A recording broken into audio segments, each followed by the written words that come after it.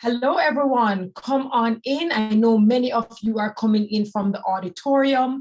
Some of you are coming from our amazing virtual exhibitors booth. I certainly hope that you had the opportunity to pass by the exhibitors. We have over 45 booths, which would have given you the opportunity to look at the information and resources to hopefully take it home and apply it to your business, to your company, to your community, or to your country.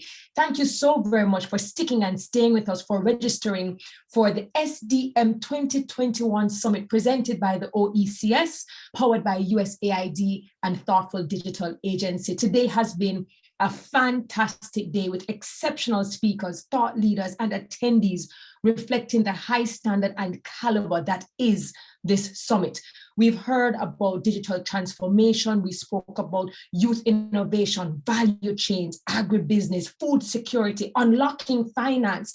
And so it is only fitting that we close today with a bang, and that is bringing it all together. We're so happy to have you. We've been speaking about green entrepreneurs and agribusiness. We've spoken about the climate and climate action being a part of SDGs and the alignment that our businesses need to have. We're looking at green bonds entering the space in countries such as Jamaica, and we're encouraging more green projects.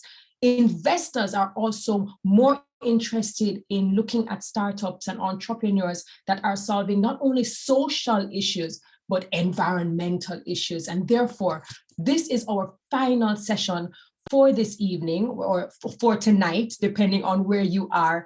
And it is entitled Regional Dialogue on Access to Climate Finance. It's a Mexico Caricom FAO initiative. And we'll be discussing facilitation of access to climate and environmental finance for resilience and adaptation to climate change. We want to acknowledge our interpreters. We have French as well as Spanish, so we say welcome, bienvenidos, bienvenue. Para las personas que hablan español, es un placer tenerlos ustedes con nosotros. So that being said, we have some fantastic speakers, and we are about to jump in to our opening remarks. At this time, I welcome Dr. Renata Clark, Sub-Regional Coordinator for the Caribbean Food and Agriculture Organization of the UN, to do us the honor. Please make her welcome. Thank you, Dr. Reed, and pleased to be here with all of the distinguished panelists and the participants. I don't know how many of you were actually able to read or to hear the speech of the UN Secretary General yesterday to the General Assembly. It was powerful. He referred to the fact that we are facing the greatest cascade of crises in our lifetimes. And among these, and I quote, the COVID-19 pandemic has supersized glaring inequalities, and the climate crisis is pummeling the planet. These two statements resonate strongly with us in the Caribbean. The AMEXID project, Resilient Caribbean, seeks to help countries in the Caribbean to address both of these threats. The main focus of this Resilient Caribbean initiative is to work through South-South cooperation, supporting national processes, policies, and programs as requested by participating countries, facilitating the deployment of good practices and innovation, namely the water, energy, food nexus. There's also a focus on resilient school feeding programs and resilient aquaculture. The project aims at capacity building, promoting evidence-based decision-making and knowledge sharing for the benefit of the Caribbean as a whole. Today, we are here specifically to speak about climate financing. And while the UN Secretary General, in the same speech that I referred to earlier, points to the climate financing gap and calls for more solidarity and more ethical action, and we look forward to countries bridging that gap, we in the Caribbean still need to optimize our access to funds that are available. We need to invest heavily in climate change adaptation. Our freshwater resources are increasingly scarce. Our land and marine resources are being degraded. Our populations are disproportionately affected by extreme weather events. Before I give my floor to my esteemed colleagues, I would like just to provide some examples of success stories from the Climate Resilient Initiative in the area of accessing these multilateral funds since the initiative started in 2018. There has been the approval of an 8.1 million regional GEF project called Soil Care being executed by PISLM, in which 8 SIDS seek land degradation neutrality. Secondly, we've had the approval of a national $3.7 million GEF project named BioReach for biological conservation and agroecological land restoration in Trinidad and Tobago. Thirdly, the approval of GCF NAPS and readiness projects for Belize, St. Vincent and the Grenadines, Suriname, Trinidad and Tobago, and at least 2 in the pipeline, hopefully soon to be approved in Grenada and St. Lucia. I would therefore like to thank the government of Mexico for their invaluable financial and technical support, the OECS who have organized this wonderful summit, and the FAO team for their drive in making the Resilient Caribbean Initiative a reality. I look forward to hearing about the lessons learned from the Mexican institutions in accessing these funds and from the plans and insights of countries' focal points in addressing environmental and climate challenges, and from the exchange with participants. I look forward to a truly fruitful dialogue. Thank you. Thank you so very much, Dr. Clark, really packing a punch into that, reminding us of our vulnerabilities and our realities as a region, pointing out the things that we need to improve upon, such as accessing this kind of finance and optimizing this access across policies and programs, and certainly taking the opportunity to still highlight the success stories in spite of our realities. Thank you so very much for your contribution. We move to Camila Cepeda, Director General, Global Affairs, Ministry of Foreign Affairs, as she brings her opening remarks. Please make her welcome. Thank you, and good day for the invitation for this regional summit on access to climate finance, a topic of the utmost importance, as we have learned from the pandemic that we must take care of nature in order to take care of our health. We are at a critical point in which we must recognize that the economy, health, environment, and climate are closely interlinked. This is a time to strengthen our resilience to face the near future and work towards a green, resilient recovery. So we must redouble our efforts to foster enabling regulation of the financial system, to mobilize private finance towards climate resilience, and we must also increase investment in resilient infrastructure and measures such as nature-based solutions. Climate change, biodiversity loss, and land degradation will bring new pandemics and deeper impacts in the future. Hence, it's imperative not only to increase financial resources, but more importantly, to make climate smart investments and to use those funds effectively and efficiently. In that sense, Mexico promotes the creation of synergies among the 3 Rio conventions.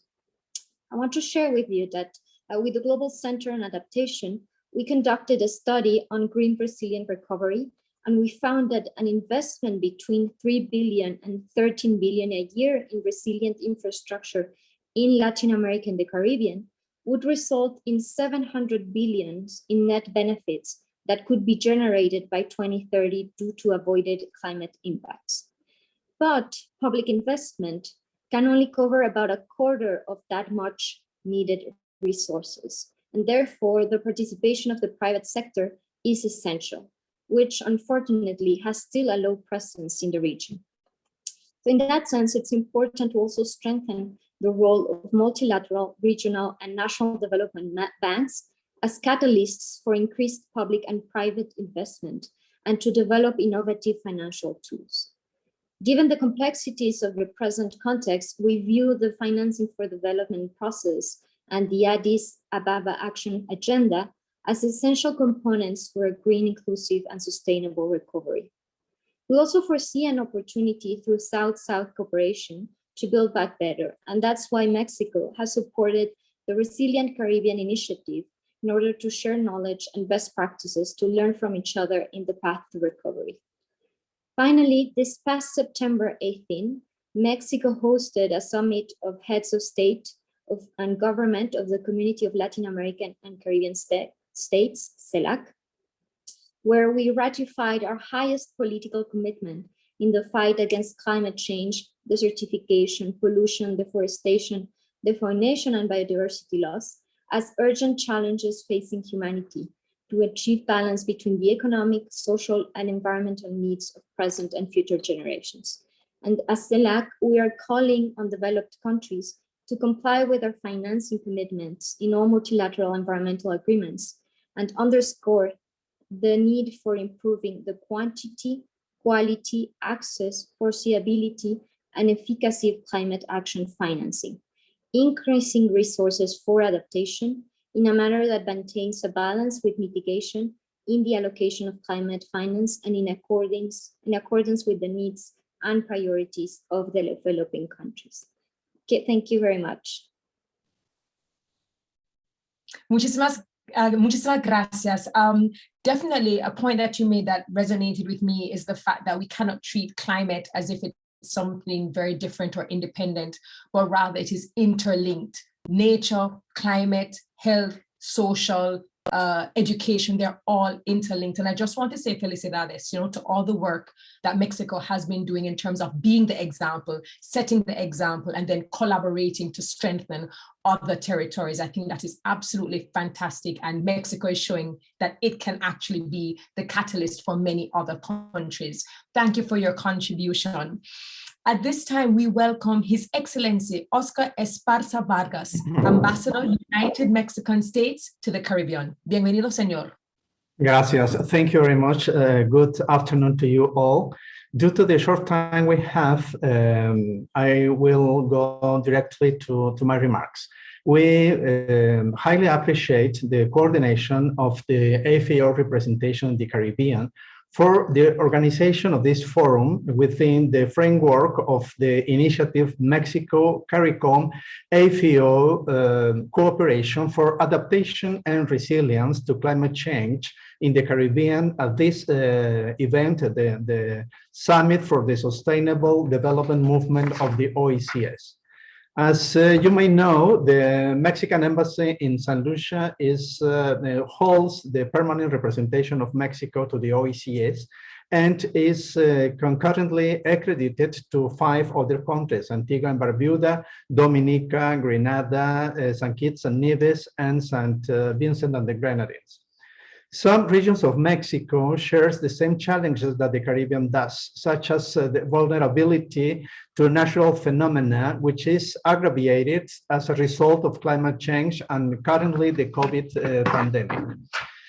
For this reason, and based on the principle of solidarity that has characterized our foreign policy, it is that the cooperation provided by the government of Mexico, together with the development of the political dialogue, that is the most important aspect of our relations with these 6 countries. Mexico has financed several cooperation projects in the Eastern Caribbean, and among them are those related to the construction of infrastructure deserving of a special place, such as a water plant, 2 greenhouses, and some components of a hospital in St. Lucia, a set of bridges and embankments in St. Vincent, partially the Parliament building of Grenada, and 2 police stations in St. Kitts. Mexico's solidarity has also been of great importance in supporting disaster recovery efforts. After the storm Erika in 2014, Mexico, my government made a donation to Dominica for $250,000 US. Prior to this contribution in 2013, Mexico donated $500,000 US both to Dominica and St. Vincent after devastating torrential rains. This year, there were donated Mexican-made medical ventilators to Antigua, St. Lucia, and St. Vincent. Mexico also sent to St. Vincent humanitarian assistance after the volcano eruptions and has recently approved some cooperation projects to the recovery of its agricultural sector. But the cooperation between Mexico and the region expands beyond infrastructure development and contributions after disasters. Mexico supports training projects in different fields such as agriculture, statistics, conservation of cultural and natural heritage, and risk management, among many others. This year, a particular relevance have the workshop Mediation Applied to the Field of Family Justice, which was attended by dozens of mediation experts of the Eastern Caribbean Supreme Court, one of the main institutions of all the countries and territories members of the OECS, and the Mexico Caricom FAO initiative, which today brings us together. This project has a budget of more than $5.5 million and includes 14 countries in the region. The participation of Mexico in this OECS Sustainable Development Movement Summit 2021 is part of the Mexico Caricom FAO initiative. Subject to the details that other specialists here participating will give to us, I just want to refer that the initiative has two components. The first one is strengthening the institutional capacities of the CARICOM countries in areas related to the resilient livelihood and well-being through South-South cooperation, which includes 3 sub-projects: approach to the water energy nexus in agriculture, resilient school feeding programs, and resilient aquaculture for food security and well-being in the Caribbean. They had their launches events between February and May this year. And component 2, facilitation of access to climate and environmental financing for resilience and adaptation to climate change, which seeks to support the strengthening of the capacities of the CARICOM countries to access climate and environmental financing, as well as technical assistance for the development of proposals according to the requirements of international donors and multilateral financial institutions.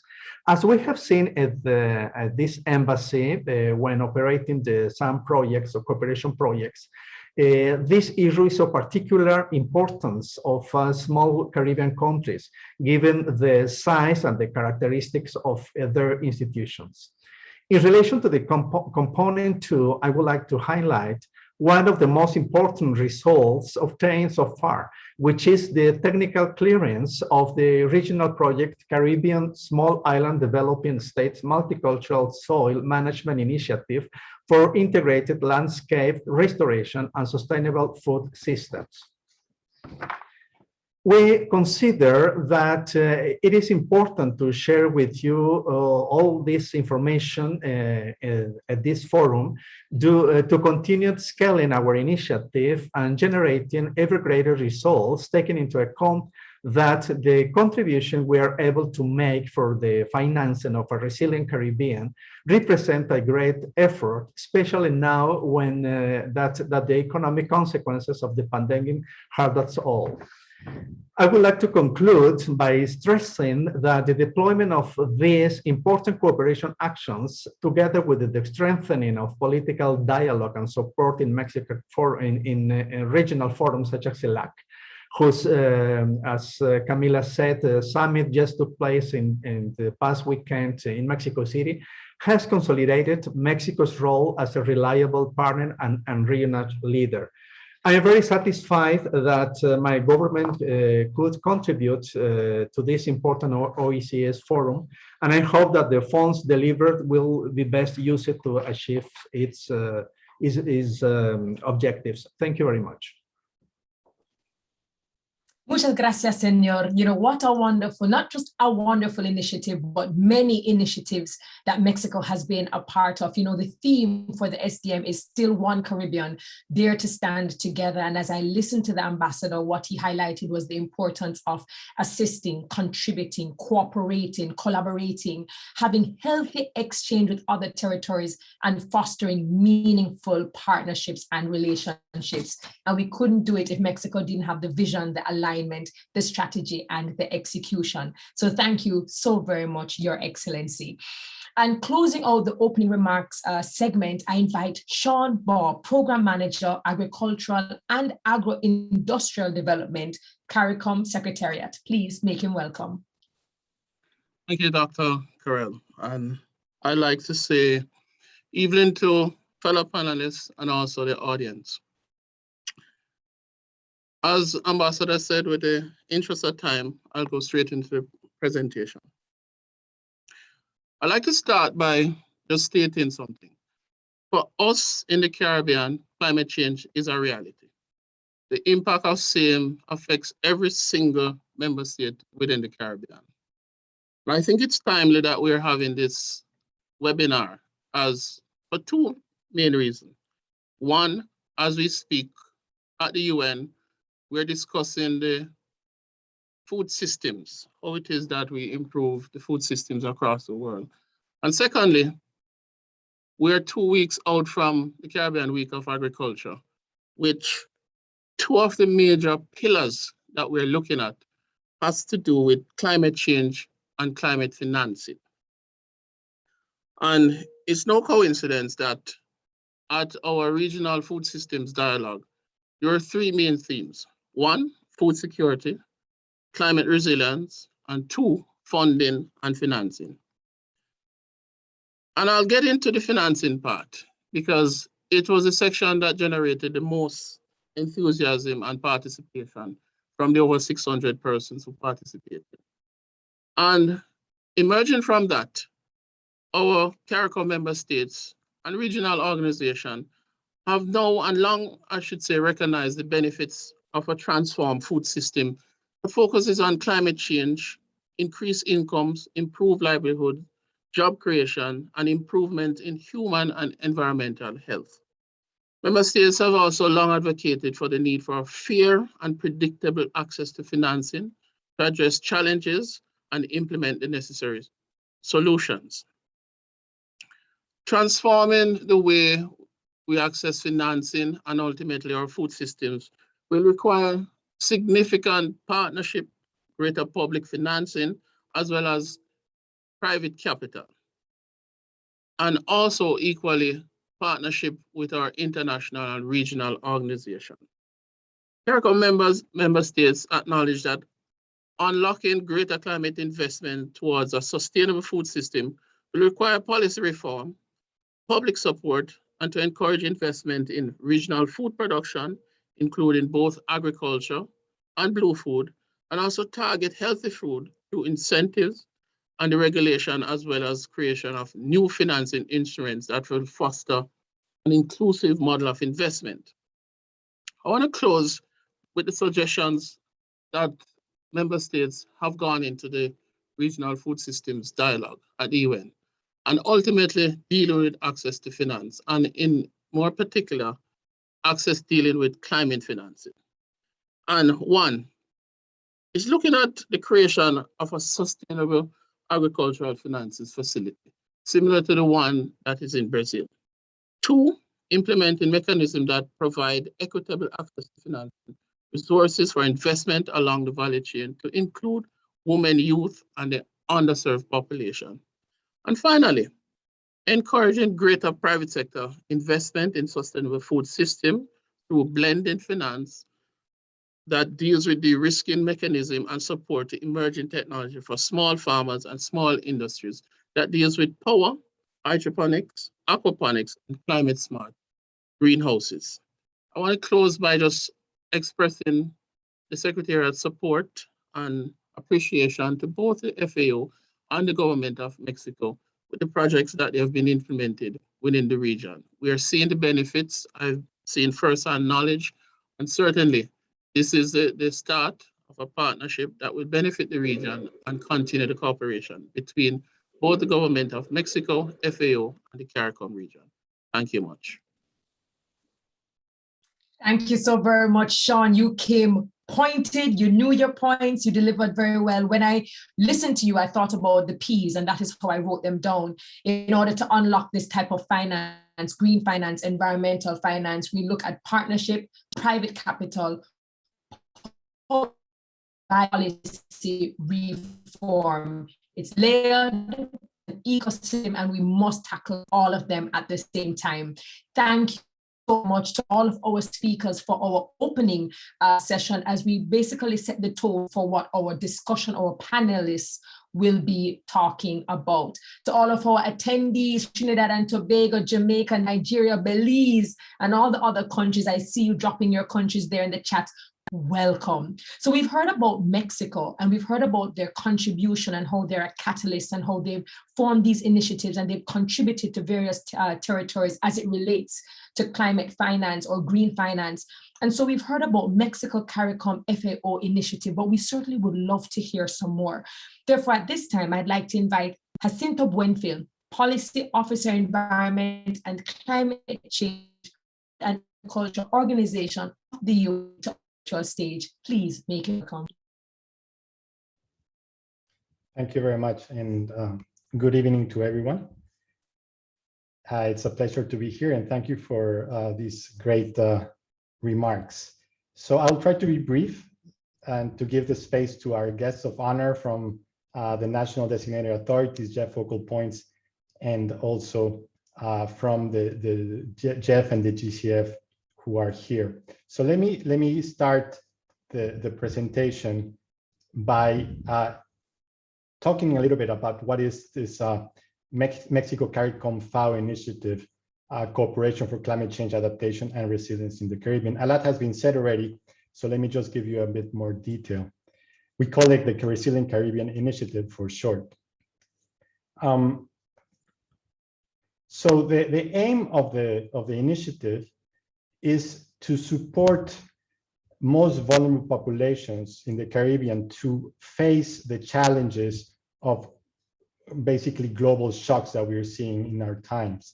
We're talking about climate change, we're also talking about COVID, and the interaction of these major challenges really repercute on the most vulnerable populations. We're talking about, for example, women farmers. We know climate change does not affect the same way men and women. It does not affect the same way people in the cities that in rural areas. So we're trying to address the vulnerability of these populations, mainly by providing capacity, building capacity, working with governments, counterparts, and supporting improved livelihoods and well-being, increased access to healthy food. And you know that in the Caribbean, there's a lot of reliance of import foods. So how do we increase the capacity of the vulnerable populations to produce their own food and access healthy food?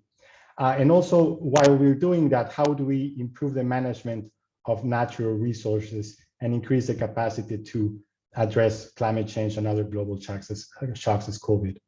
So, of course, everything we do in FAO, we try to frame it in the context of the Sustainable Development Goals. So in the Resilient Caribbean Initiative, we're mainly concentrating on the Sustainable Development Goals 1, 2, 13, and 17. So it's no poverty, zero hunger, of course, climate action, and building these partnerships. Because I should mention that the initiative is focused on South-South cooperation, so building with institutions from Mexico, and how do we support Caribbean countries in the Caricom region. And then the other three Sustainable Development Goals are the cross-cutting issues that we see, so trying to improve health. Of course, I mentioned gender equity and life below water in terms of fisheries. So it has been mentioned that the project works on water energy nexus in agriculture, on school feeding programs, on resilient aquaculture. Of course, what brings us today is the access to climate finance, and as I mentioned before, through South-South cooperation. The initiative started in 2018 and is going all the way to 2023. And because of this impasse that COVID meant for the Caribbean countries and for Mexico, there was a reformulation of the project. Initially, it was mainly focused on this access to climate finance, but it was decided that we need to find these more tangible solutions, the sub-projects that would allow these vulnerable populations to get things on the ground and have a direct impact on their livelihoods regarding COVID and climate change. So that's why these 3 sub-projects were created. The lines of action that we work on, of course, is the policy and regulatory framework, trying to support decision-making in countries, trying to manage and sharing good practices and innovation from Mexico and other regions and within the region, building capacity through several organizations, individuals, and technical functions. Of course, bringing access to climate finance, as we're talking today. And then we're trying to build the case of these different alternatives, these different solutions to address climate change, have evidence so we can then scale this up through additional projects, whether it'll be through the GCF or the JEF or other types of donors. A strong component on knowledge management and communication to share practices and knowledge, and of course, planning, coordination, and monitoring. And then we work from at the national scale in 14 countries, so it's quite a complex project, working in the whole Caricom region, and we need to go all the way to the local level. So you can see the complexities there in trying to manage this initiative of, as was mentioned, about $5.5 million. So I'll just give you more details in terms of the components. The idea is to strengthen the capacity in Caricom countries to have resilient livelihoods and well-being through South-South cooperation. So the Water Energy Nexus project is being implemented in Antigua and Barbuda, Barbados, and Kitts and Nevis, and Jamaica. The school feeding sub-project is implemented in the Bahamas, in Belize, St. Lucia, St. Vincent and the Grenadines, Suriname, and Trinidad and Tobago.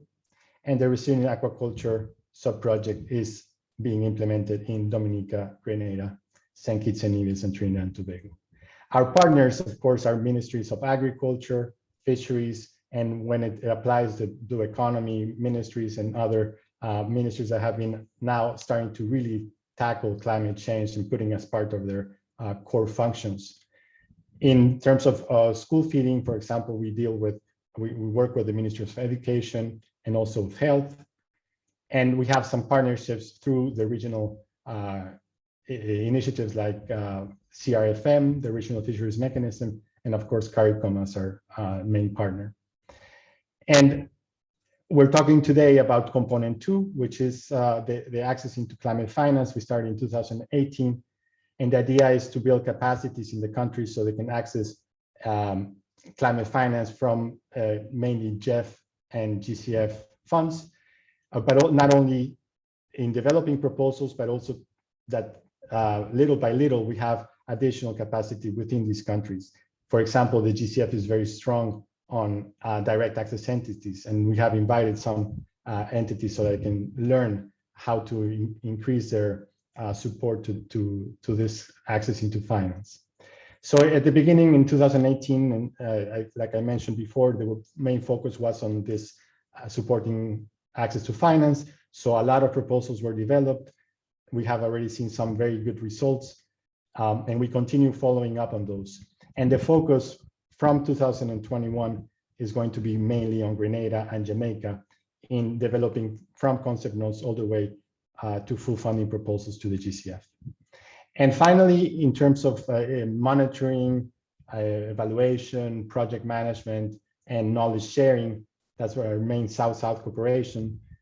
So we deal with having to manage the budget, make sure that farmers receive the support both in technical aspects and training, and also some material goods, as was mentioned, and then trying to share knowledge and good practices across the region. I should mention South-South cooperation because we have really received a lot of support from Mexican institutions. And this is very interesting. How do we do training now in these strange times of COVID virtually?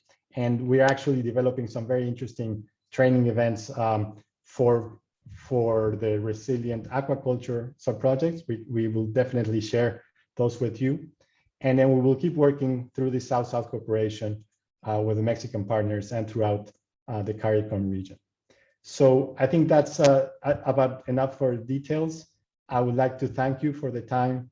I would like to thank you for being here, all the organizers, and I really want to, I look forward to hearing this experience from Mexico in terms of accessing the GCF funds, and also the challenges and the perspectives from the different countries in how we can work on this together. Thank you very much. Thank you so very much, Jacinta. I mean, I really don't envy you. You really had to take all of that information and you made it a lot easier to understand and digest. Many times we hear about initiatives, but we really do not take into account all of the little components that actually have to go into all of this. So thank you so very much for taking the time to give us an overview of what your framework looks like. And certainly you're not stopping there, but you certainly gave us a good idea of what this initiative, this Mexico Caricom FAO initiative looks like. And I thank you so very much. Now, I saw a comment from Marcia Phillips, and I'm sure this is where we're going to get into the conversation as we open up the dialogue in our panel discussions, and she said that, what she really wants to see is more assistance for our farmers, to more support to assist farmers to transition to climate smart agriculture, as well as to address the issues of harvesting, storage, and minimal processing of agricultural products.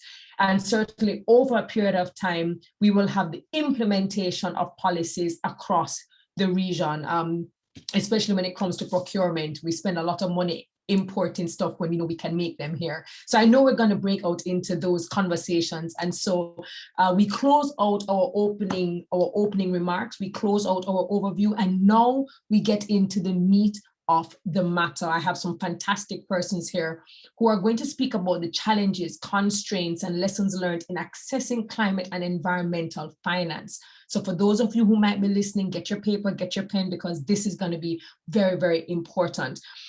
We have a number of panelists, but I'm going to start with our very first panelist, Leroy Martinez, economist, Ministry of Finance, Economic Development and Investment in Belize. Welcome, sir. Over to you.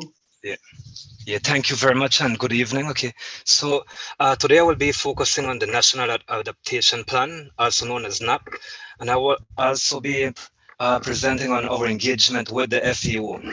So first of all, Belize's location makes it very vulnerable to the impacts of climate change, such as storms, droughts, flooding, sea level rise, and erosion. Moreover, climate change is already impacting our coastal communities, where the majority of our population is concentrated. In addition, it's already impacting our agriculture and tourism sectors that contribute significantly to our national economy, including food security and employment. To address these issues of climate change, climate finance is needed. As a result, the Belize National Designated Authority, to the GCF, started developing its 5-year strategic framework for engagement with the GCF. We also developed a country program, which will enable us to engage with the GCF. While developing our country program, in July 2019, FAO, along with the assistance of Mexico and Caricom, invited Belize to a workshop that was held in Grenada to develop GCF proposals. This then enabled the Belize NDA to engage with FAO as our accredited entity to access $600,000 US from the GCF for the development of a fisheries and a coastal NAP. The FAO assisted us in developing that project idea into a concept note, and then which was recently approved by the GCF, and implementation has begun. The fisheries and coastal NAP will increase the resilience of coastal zone and fisheries sectors in Belize.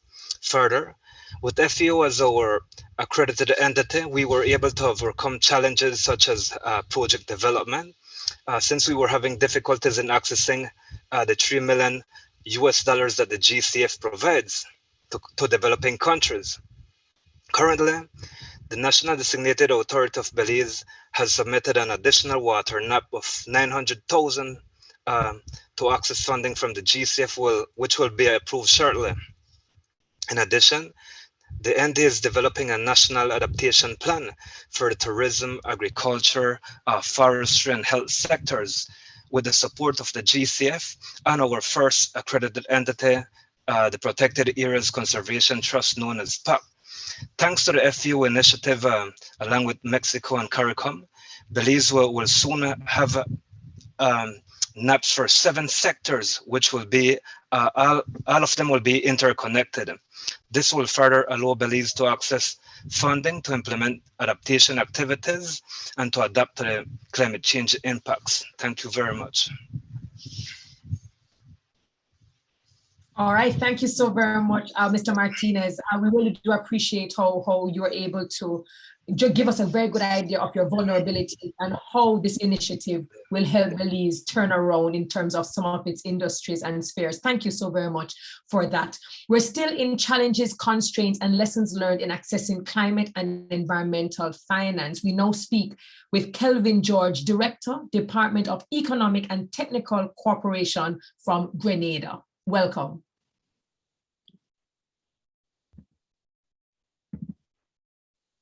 All right, good afternoon, one and all. Good afternoon to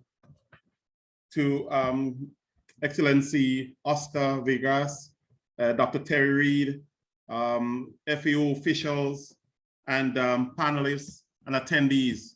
Good afternoon. The time this evening is just basically to highlight a few of the areas that we see within Grenada, some of the challenges, constraints, lesson learned in accessing climate finance and environmental finance.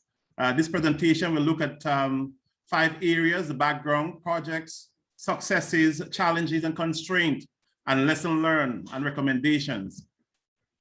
Grenada commenced its effort in order to acquire climate finance back in January 2015. A number of efforts and initiatives were undertaken. There were a number of collaboration with CDB and the 5 Cs, GIZ, and GCF. We estimated that back then that the need and the requirements for Grenada to mitigate and to adapt to the climate changes of about over $800 million. This was also highlighted in the second NDC that was approved last year in 2020. The major recommendations were the NDA appointment, and that was necessary, and that was done to the Department of Economic and Technical Cooperation. Then we also look at conducting an assessment to get GDB, which is the Grenada Development Bank, ready, get them accredited for the GCF to access the funds and to utilize and to expend GCF financing. Also recommended was the development of a NAP that focused on agriculture, land aggregation, fisheries, agriculture, and to see how we can develop sustainability within those sectors to sustain food security and to ensure that we have food security. Some of the approved projects and successes was the GIZ project under the GCF Climate Resilience Water Sector in the tune of $49 million.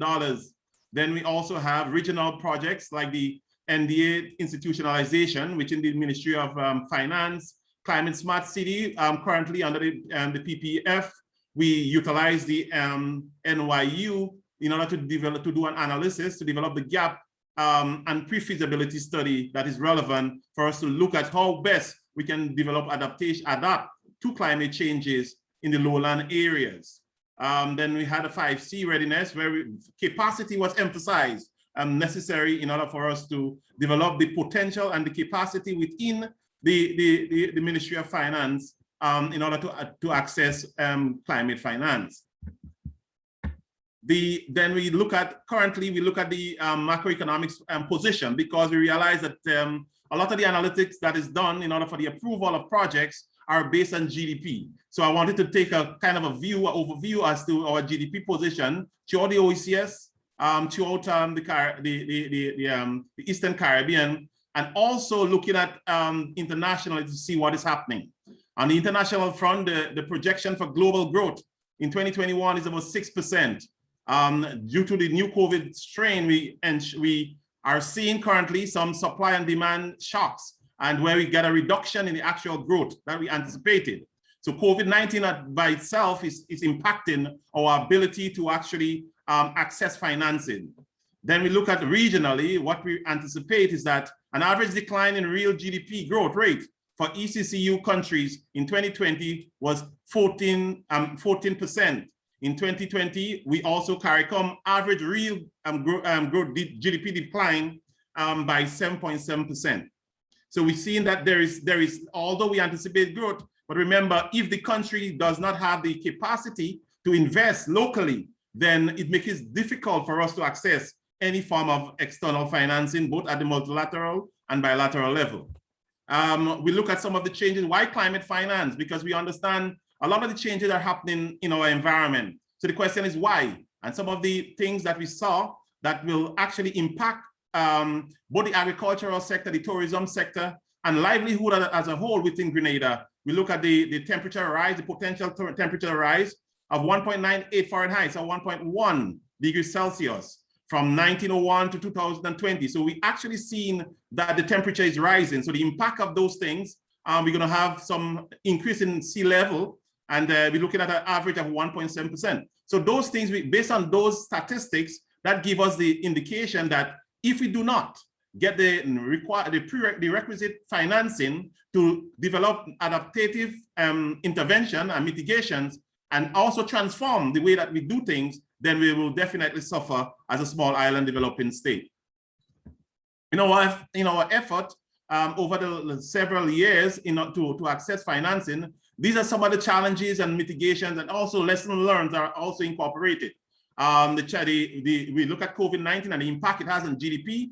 Generally, GDP is used as one of the parameters to evaluate projects and also to look at what is happening, whether or not we're able to sustain our growth. And if necessary, in our budget, if our GDP looks small, then we ask the question, how are we going to finance some of the local projects which are prerequisite to undertake some of the mitigation and adaptation projects? One mitigating resolution or intervention may be look at the different possibility as to how best we can access financing, and not only based on GDP growth to evaluate the projects, but look also on the impact of the project on small island developing states. Another issue that we saw is that the process itself to obtain concessionary and grant financing can be a very, very lengthy and tedious. And in a small island developing state, we tend to have limited capacity and expertise within the public sector just to allot them to solely for the development of proposals. So this is a challenge. One of the mitigation may be if we can get if the bar that is established by the donor agency in order to get approval can be looked at carefully and see what can small island developing states can undertake in order to access those finances and to expedite the process itself. Another area is we look at the capacity within the public sector. Currently, we do not have capacity in order just to work on the NAP, for example. We've been back and forth with the NAP for a while, and it's a challenge. Even though we decide, we opt to hire some consultant, the financing to satisfy them or for compensation is limited. So if it's possible that the donor agency can also facilitate us by providing some form of financing for a PPDMU, which is a unit that can focus on project development and implementation. And then we look at the lack of relevant data. Most of those documents or the proposal must be grounded in data. One of the challenges that we realize that to get data for us to ground some of the assumptions as seeds are very limited. So therefore, it may be prudent for donor agencies to develop some form of a framework, maybe a project implementation management software or something, or some set of form of database where climate information can be stored and can be easily accessible, right? So we can do that. Then we look also at another challenge that we encounter, the complexity of the PFM and the fiduciary requirements for seeds. Small island developing states, although we operate, however, there are challenges that we encounter several in terms of the fiduciary requirements, whether or not we have the framework or the systems to ensure that we can adequately utilize and record and document the funds from GCF. That, again, the requirements are very, very high, the bar is high, and as seeds, we continue to struggle to get those requirements up. Notwithstanding, we establish and we create new ecosystem, the PFM regulation and other things that we have done, but as seeds, we continue to struggle. The inadequate local financing to create the premise for climate financing and access. Again, we have the challenge of there are times the budget has been done. There may be projects that needs to be undertaken, but sometimes there's the need for just the establishment of some prerequisites, some groundwork that has to be done. And as seeds, as Grenada, there are times we encounter some serious challenges. So these are some of the challenge, an overview of the challenges and the constraint that we encounter, and the lessons learned are also incorporated and the recommendation provided. Thank you very much. Thank you so very much, Kelvin. I really appreciated that. Something that you said that I'm definitely walking away with, that I believe we have to work on in the Caribbean, is having data, doing the research and having data that is easily accessible. You explained that that is one of the biggest challenges, because without the data, how can you really put forth a great proposal to show how you will have the impact and how massive your impact will be? Thank you so very much for that. We move from Grenada, the Spice Isle, one of my favorite islands, to Jamaica, place of my birth. Una Mae Gordon, Principal Director, Climate Change, Ministry of Housing, Urban Renewal, Environment and Climate Change, of course, representing Jamaica. Una Mae, welcome. Thank you. Thank you very much, Madam TEDx moderator. Happy to be in your space and to share with my fellow panelists. Let me thank the organizers for inviting Jamaica to participate in this very special moment and the movement. And in particular, this important panel. As everybody knows, my background is in agriculture, so this is an important panel for me. And let me also acknowledge the sensibleness of all the interventions made earlier by my fellow panelists. But as I reflect on the discussion that has been taking place, not only here in this panel, but globally on access to climate finance, I can safely say that Jamaica has had its fair share of challenges and opportunities within that architecture. We know that we have a climate change policy framework, we have an NDC, we have all the documentation that is ready. We are assessed out and studied out. But we have a robust GCF readiness portfolio of national and regional projects, and many project proposals in the pipeline. And we have tapped into the GCF, the JEF, the Adaptation Fund, multilateral and bilateral sources for projects in agriculture, water, in MSMEs in agriculture, and in total. One of the things that we do very, very carefully is to choose the most appropriate delivery partner who we consider fit for purpose to assist and advance our efforts. And in that regard, the FAO has been our partner of choice for any agriculture project that we put forward. So we want to thank the FAO for that. For me, at the Climate Change Division as the NDA for the Green Climate Fund, the Adaptation Fund, the CTC, and all things focal point for climate change, it is our responsibility to keep our hands on the pulse. So I am clear that there is insufficiency of climate funds and that it remains really, really very problematic. And I think if we're going to make any meaningful progress on this issue, apart from discussing it, then I think we need to be prepared to dissect the issue really at its core. And so I ask the question all the time, Madam Moderator, what do we really mean when we say access to finance? What is the value of that access? What are we losing if we don't get access to predictable and quality finance? And I ask these questions because the argument about the vulnerability of states, and you heard from Grenada, that argument is already made.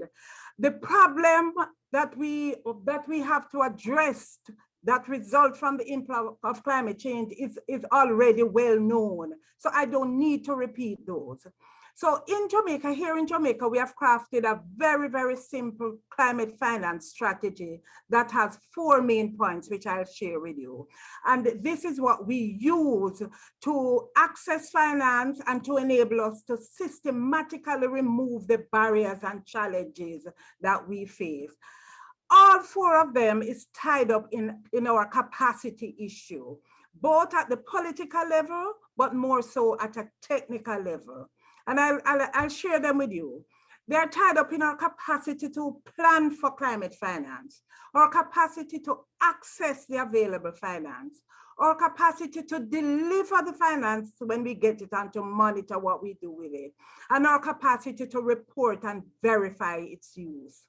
And I will go on to say what I call the 3+1, the main thing that is a problem to us.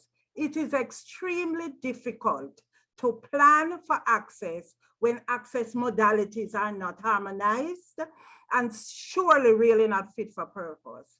At this time, we really cannot reasonably say that climate finance is responding to the climate emergency because the access envelopes are so cumbersome and bureaucratic.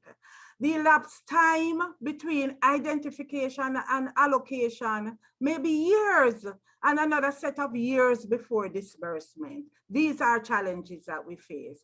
And if we are truly saying that climate finance must lead to transformational changes, then surely we believe that these transformations must be needs-based and at the country level instead of being placed in this hypothetical realm. So the +1, which I think is the main one and the main lesson learned, is that the financial mechanism that is established and the systems that are set up, sometimes we consider them to be set up to block the climate finance specifically for developing countries as well. And so I can single out one as I close, Madam, the SAP of the GCF, and I see Dr. Gray online, so I think he will speak to it. The SAP of the GCF, this should be simplified approval process. I wouldn't want to tell you the name that we have dubbed for it in this space, but what's in a name? So in conclusion, I want to say, if we are to simplify, if we don't simplify the access modalities, which I say are really bureaucratic, they are slow, they are complex, they are really not fit for purpose, especially when it comes to adaptation finance, which speaks to the local realities, then wisdom will be lost on us, on all of us, because wisdom, as I say, Madam Moderator, is applied locally. So I thank you and I'll stop there. A lot of challenges in access. I appreciate that, Uname. I saw people in the chat, I mean, this is what OECS and the SDM is all about. We can't skirt around issues, especially when they are realities. We have to get down to the bottom of it, and we have to let people know where the challenges are. And I appreciate your honesty. Earlier on in SDM, we at a different session, we spoke about us being one Caribbean, trying to integrate, and yet still with all of the bureaucracy and the red tape, even as a Caribbean, it is hard for us to do trade with each other within the region. And so just hearing you speak about, the simplification, understanding that climate change is being affected in real time. It's a reality, it's fast changing, it's evolving. Our framework and policies have to also be able to work with that without jeopardizing the standard, right, and the criteria. So I appreciate you talking about that challenge, because that is something we will all have to work towards. I definitely appreciate that. Thank you so very much. I see the persons in the chat. So the last panelist to really round off this particular session is Kishan Kumar Singh, Head Multilateral Environmental Agreements, Ministry of Planning and Development, Trinidad and Tobago, the island of Pan Doubles, and a whole heap of curry. Please make her welcome. Thank you very much. And at least we share the last part with Jamaica, loads of curry. Coming in, as the last panelist, I feel like a number 11 batsman in a cricket team. Coming in as the overnight watchman, you don't expect me to last too long.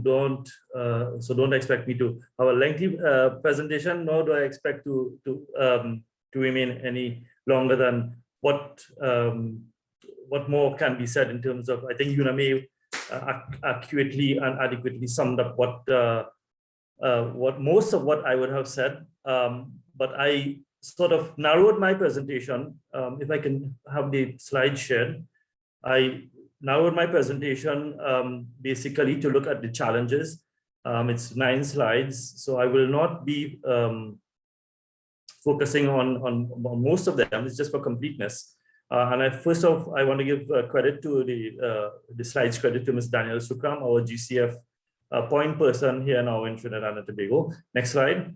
And I will be focusing on basically our experience with the GCF, because we have had experiences with Jeff in many areas, including climate change, but other MEAs as well. And so our experience in Trinidad and Tobago, the ministry is the NDA. We so far have 5 national readiness. We are participating in the readiness program because of what it intends to deliver. And so far, we have looked at enhancing direct access, NDA strengthening health and agriculture, as well as participating in various regional and multi-country projects. Next slide. Amounting to about 2.9 million US. Next slide, please.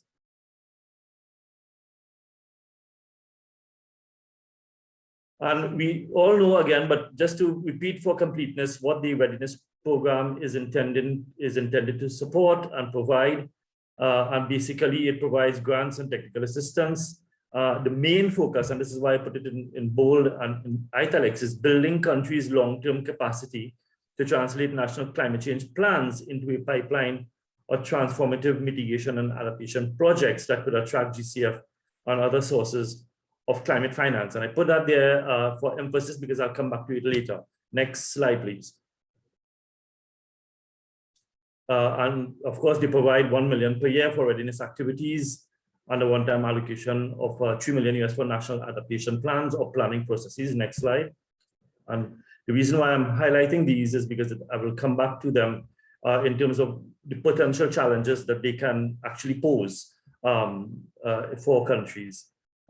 This, I will not go through this. This is just for completeness. Next slide. Next slide again. This is just for completeness. I will focus on the last 3 or 4 slides. Next slide, please. Okay, so I go straight to the challenges and barriers. I know time is of essence. What we have found, our experience is that in terms of the approaches that have been adopted thus far from the accredited or by the accredited entities that we have interacted with, is that project ideas are pre-developed and pre-proposed and predetermined, and then are proposed to the NDAs and invite the NDAs to participate in the projects by contributing part of their, of course, their readiness allocation, and of course part of the bureaucratic process of the no objection letters. And the challenge that comes with that is that is the disconnect between that project proposal process and what actually is the realities on the ground in the country. So that what we have been faced with, for example, is concept notes that are elaborated, and therefore we struggle to see the context of the national circumstances, trying to fit the national circumstances into the project rather than the other way around as it should be. Next slide, please. And this is why we are trying to identify, local entities that can be accredited as accredited entities, so that that could narrow the disconnect. Again, project classification. It is well known that Trinidad and Tobago is a fossil fuel based economy. We are transitioning away from that, of course, and our readiness program has been up from a policy position being targeted at implementing the NDCs, because we have a rather ambitious NDC. And what we have found is that sometimes the funding proposals are classified as income generation or income generating, and therefore under such classification they must provide significant financial contribution to the project in order to access the grant funding. Now that can be in a sense counterintuitive. While the intention, of course, is to ensure commitment, this is a challenge for us as it triggers the long bureaucratic process I think Uname referenced it in terms of accessing the funds and the actions, the delays in action that may be considered counterproductive, even in the face of the wide agreement that climate action must be taken immediately. Therefore, that sort of project classification and the criteria that goes with it for eligibility has posed a challenge for us. I'm speaking specifically from a country perspective. Next slide, which is the last slide, I think. So more broadly speaking, outside of the GCF and outside of the GEF, I think what is required globally as we move forward to negotiate a new climate financing goal in 2025, there should be a progression on a definition of climate finance. There is no accepted definition of climate finance, and it means A to B and C to D for different people. And therefore, as recipients and as project proposers, we grapple with eligibility issues as to what would multilateral donors, for example, any donor for that matter, consider climate finance may not necessarily be in sync with what other people or what the recipient countries may consider climate finance. So progressing on a definition of climate finance, I think, is something that needs to be considered going forward. Of course, we know it will take a lot of discussion, but I think the closer we get to something that is operationally acceptable, at least without a dictionary type definition, would help in terms of leveling the playing field in interpreting what we need. Targeted finance is critically important. So the money has to go where the money is needed. And therefore, the country-drivenness of it, the bottom-up nature of it, has to be of paramount importance. Uname spoke of insufficient financing, but let's assume that you had sufficient finance. There is no point in having money and it's not being targeted or it's not being delivered to where it is needed. So if we look at Article 2.1c, for example, of the Paris Agreement, that now requires climate finance flows to be consistent with mitigation, with adaptation, with climate resilience building, and so on. It has to go, therefore, beyond the piecemeal project-based fragmented funding kind of approaches that we have experienced, because most of this financing is project-based. So we've heard from someone before looking at national adaptation plans, which are largely project-based documents. I'm not sure if any country in the world has received funding for their NAPs. And it has to fit within the country-driven and the country programming, and therefore build on existing plans and programs. So our approach to national adaptation, therefore, is not a project-based portfolio to look at adapting to something that will manifest itself 4 or 5 decades from now. So our approach is a pathways approach where we respond to climate risks. We identify the risks from climate. We devise intervention options, we implement, and when the risks manifest themselves in the future, which is in the short term, 5, 10 years, we are able to, in an iterative process, assess whether it's the efficacy of the intervention options and tweak it and enhance it, of course, keeping in mind the long-term adaptation objectives based on climate models and vulnerability assessments and so on. So project-based approaches to adaptation we deem to be somewhat illogical, uneconomical, because you cannot implement a project for millions of dollars now for impacts that will take place 10 decades from now or 5 decades from now. And the longer you go, the greater the uncertainty.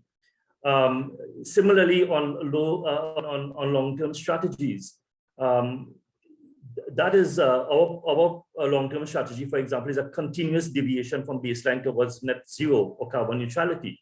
So climate finance now has to build on existing plans and programs at the country level, driven by the country, bottom up, consistent with the definition of climate flows now under Article 2.1c.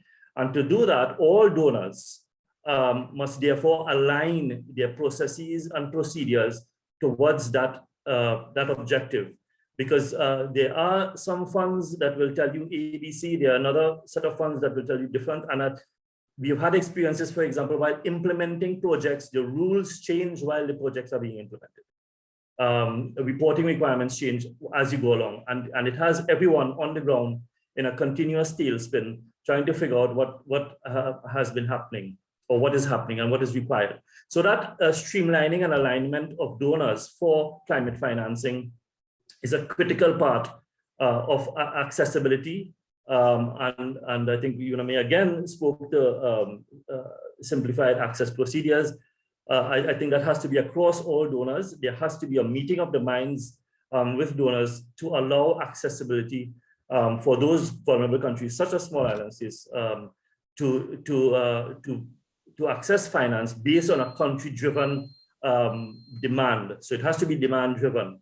And to do that, the requisite capacity has to be built in the recipient country. So understanding of the climate finance's political economy is critically, particularly including non-state action and non-state actors. For example, at the community level, where a holistic approach is required, and of course to engender better understanding of country financial institutions on processes and procedures, to understand what is required of ministries of finance, for example, to mainstream climate finance and national development of financial institutions and so on. So these are the recommendations that have to go forward rather than, so I thought I'd focus on that rather than on what we have received, but more solution oriented. And I've taken some time. Thank you very much. Thank you so very much, Keisha. And you certainly were not like the 11th position batsman, I promise you. But certainly the most salient point, or the one that resonated with me the most, is the fact that we need a solid definition of climate finance. We can't have all of these persons, all of these countries that want to make proposals, but are not very clear on what eligibility and criteria, even the definition is. So I thank you so very much for that. Now, for our participants, our attendees, I see you asking your questions. It isn't that I'm ignoring you or overlooking you. We're going to actually run through the program, and then we'll be able to have our questions and answers. And that's just to ensure that we keep it as tight as possible. So we will get to your questions as soon as we get through every one. So that was just a panel discussion. They were very open, very transparent about their challenges, the constraints, and the lessons learned in accessing climate and environmental finance. But we also want to hear about those success stories, right? So we invited Graciela Reyes Retana, Director of Research and Institutional Development, Mexican Fund for the Conservation of Nature, and Anais Vermonden Thibodeau, I hope I did not butcher your name, Subdirector of Evaluation of Process for Vulnerability to Climate Change Analysis, National Institute of Ecology and Climate Change. We will find out about INEC and FMCN, the Rios success story. Thank you so very much for being here, ladies. Over to you. Hello, everyone, and welcome to the Real Story. I am Anais Vermonden from the National Institute of Ecology and Climate Change, and with Graciela Reyes Retana from the Mexican Fund for the Conservation of Nature, we will be presenting the challenges and lessons learned in the River Restoration for Climate Change Adaptation, RIOS project approved recently by the Green Climate Fund. This project was designed in parallel with Conecta. It's connecting watersheds health with sustainable livestock and agroforestry production, also recently approved by the Global Environmental Fund. RIOS was especially designed to enhance and measure the results of Conecta, because one thing we've been seeing that's hard to obtain the climate finance is that we don't really have data or facts about adaptation measures, and we need to measure them. So here we are looking to increase the adaptive capacity in the watersheds in the states of Jalisco and Veracruz, who are vulnerable to climate change through the river restoration and ecological connectivity. RIOS has three components: The first component focuses in increasing the functional connectivity and improving adaptation to climate change by strengthening the capacities of producers and landowners to implement activities that promote ecosystem-based adaptation in the selected watersheds. The second component, and looking forward after the project has finished and continue the sustainability of this project, it seeks to align and capitalize public and private climate smart investments to scale up river restoration for climate change adaptation. The third component, and not least, we want to set the grounds for the National River Restoration Strategy with a special focus on climate change. This to set a public agenda at the federal level once the project has finished. All of these components were designed for the project as a seed project so that this project will allow the continuity of it once it has ended, something that most projects tend to overview. And now I would like Graciela to present. Thanks, Anais. This is a very, very reduced timeline of all that we have gone through to have our first project financed by GCF. We at the Mexican Fund for the Conservation of Nature, we were the first accredited entity in Mexico. We got the accreditation in 2019 after a couple of years of sending different documentation trying to be accredited. Our first step after having the accreditation was going to Songdo. That was really useful for us because we were able to really understand the different areas of GCF and to gain firsthand feedback on our first ideas for the concept note. So the first step was, as I'm going to explain later, we, the Mexican Fund for the Conservation of Nature, together with INEC, decided to put some ideas into the first concept note. We had the great pleasure to have a GCF consultant helping us, supporting us during all this process, who happens to be Jacinto, who is also here. And we had a couple of concept notes that we sent to GCF. We got some really fast feedback from them, improving the concept note. And after 2 rounds of reviews, we got endorsed our concept note on April 2020. So it was relatively a fast process, just 5 months. After that, we decided to develop the full proposal. This was a SAP project. So as you know, the SAP projects seek to look at lessons learned of previous projects. So they really look into the data of previous projects. So we decided to develop the proposal all internally between INEC, the Mexican Fund, and other partners. And we sent the first full proposal and pre-feasibility study to GCF on September 2020. The next one, please, Anais. Thank you. Thanks. We got during all this process, we worked really close with our NDA, with the Ministry of Finance. We were talking with them and looking at the priorities of Mexico and making sure we were aligned with the priorities of Mexico into the GCF. So we got the non-objection. And afterwards, we had 8 different versions of these full proposals with feedback from the GCF from October to February.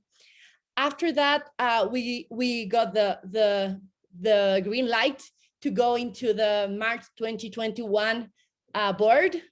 But before that, as you may know, we do need to have ITAP recommendation, no ITAP comments. ITAP is external panel of experts.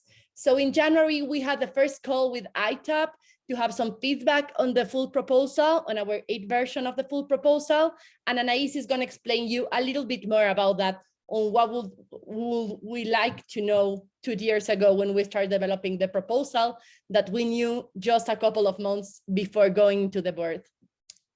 So finally, we got the recommendation from ITAP. It was recommended for board approval without any further comments and recommendations, so that was really nice. And it was approved at the board of March 19, unanimously at the GCF board, which was also co-chaired by Mexico. So that was really exciting for us. And now we have been effective since, the next one, please, Anais. We have been effective since August 2021. And we are just starting operations now. Next one. So as I mentioned, we would like to show you what we will have liked to know 2 years ago before starting developing Rios. So together in EC and Fondo Mexicano, we analyzed a little bit of what happened and which are the lessons learned and the challenges that we faced in this development of the Rios proposal. So today we're going to share with you our 6 main lessons learned and challenges. The first one is having the right team. It was very important for us, the team that we have, and that helped us to be really fast and effective. As I mentioned, INEC was leading the technical aspects of the proposal. INEC is a climate change authority in the government of Mexico. So they had the best data, the best experts, and we were working really, really closely with them. We at the Mexican Fund for the Conservation of Nature, we are experts in allocating financial resources. We have had 3 GF projects before, and we are the national direct access entity. We were also working with local experts that we call the regional funds, and they are exactly in those watersheds that we're going to be working at. And they are also going to be the executing entities. So they were able to gather local data really fast. And also this is great because they are already involved in the project before the project starts. So they have had all the knowledge before being the executing entities of the project.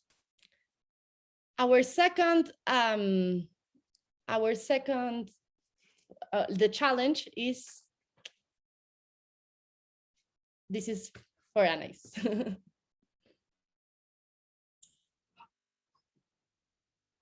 So one is the climate rationale. It was a challenge. Even if we are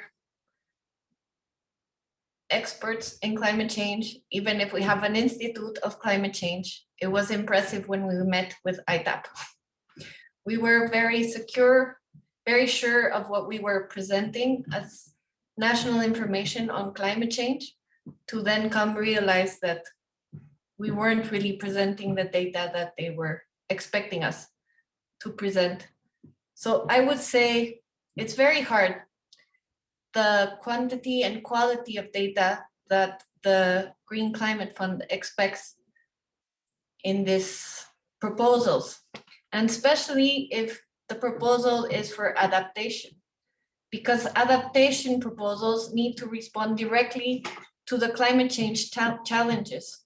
And therefore you need a robust and strong explanation of climate impacts and risks that will be addressed in this project, and how these activities will reduce the vulnerability and risks due to climate change. This is hard because, as most countries, we do not have a lot of data. We don't have a good quality and we don't have a good quantity. So it makes it hard. But once we went through ITAP and that they recommended these 2, well, they are online, but they're software online that you can use, it will become much easier than trying to present even the national data, because it's already in the format that they expect it to be. So therefore it will reduce a lot of time and a lot of experts needed to interpret this data. So that would be the first recommendation for the GCF proposals. So the next part is a lesson learned, especially because we as government and a section of government, and especially the ministries of environment, we tend to have less support from everybody else. And we tend to have the less budget also. So once we need to do the counterparts of projects, then normally we need to bring others on board. And one of the things we saw that were making it easier for other ministries to understand the importance of coming onto the project was describing it through the NDCs, the nationally determined contributions, as they have also planned these national determined contributions. So with these, especially these are the adaptation national contributions. And we have designed the project to attend especially 3 of them, which is resilient production systems of food security, conservation, restoration, and sustainable use of biodiversity and ecosystem services, and the comprehensive water resource management with focus on climate change, which are 3 of the 5 axes that we just presented to the UN conference of climate change. So for this, we were excited, and for this also the other ministries will jump on board, and it's easier to invite and have a common vision of the project for them to participate on.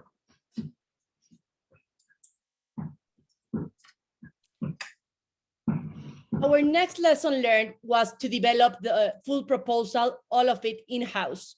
Of course, it was a challenge, but we, NEC and Fondo Mexicano, decided not to hire one single consultant for the development of the full proposal and the pre-feasibility studies. We decided that we wanted to really understand how GCF worked and to really know how to respond to GCF requests. So we decided to develop all the full proposal and the pre-feasibility, from the consultations, the safeguards, the economic analysis, the gender action plan. We developed everything together. This was definitely a challenge, as I mentioned, but now that we are developing our second project, we really notice how this was so helpful to really use the lessons learned designing this project for our second project. The learning curve is by far easier now.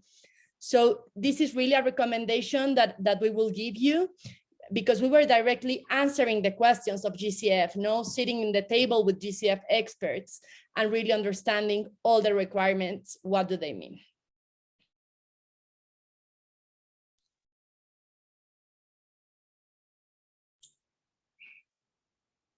So this is a challenge, because talking about climate change, it's always hard because timetables are not always the political ones. But once we started this project contributes to the NDCs, then it helps create this common vision I was telling you about in the ministries at the federal level, but also at the state level, because everybody's expected to contribute to them.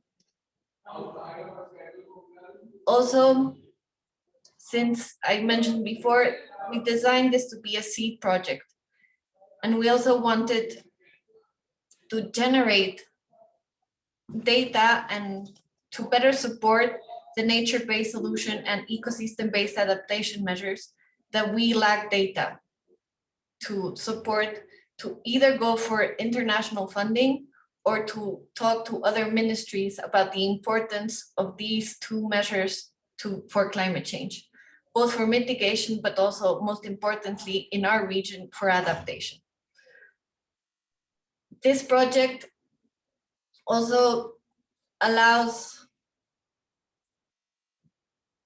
to help create a common vision, but also to visualize that territories are also dynamic and that we all are co-responsible and work in these units, and especially watersheds help provide better understanding of what actions and their causes and what we can do to reduce the impacts, because watersheds are connected and the water can always help us create this common vision in projects. And it's very important to have the common visions so that people can come together, not only federal ministries, but other NGOs and also local governments to all come help and make the project their own. And our final challenge that we want to share with you today is aligning co-finance.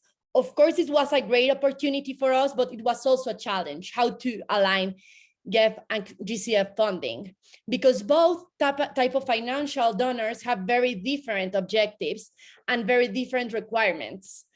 So what we decided to do is do the alignment since the beginning. We decided to start the design at the same time for both projects to be truly complementary. And also we were really lucky because we also worked together with INEC in the GEF project. And also what we decided to do is to focus on the same target areas and complement the activities since the beginning. So both of them were effective at the same time.